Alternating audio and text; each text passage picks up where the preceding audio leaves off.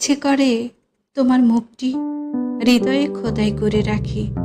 তোমাকে দেখলে কি যে হয়, ফিরে পাই নতুন জীবন। বৃক্ষে যেমন অঙ্কুরোদ্গম হতে থাকে, নদীতে কল্লোল যেন নীড়ে ঝড়ের স্বপ্ন ভঙ্গ হয়।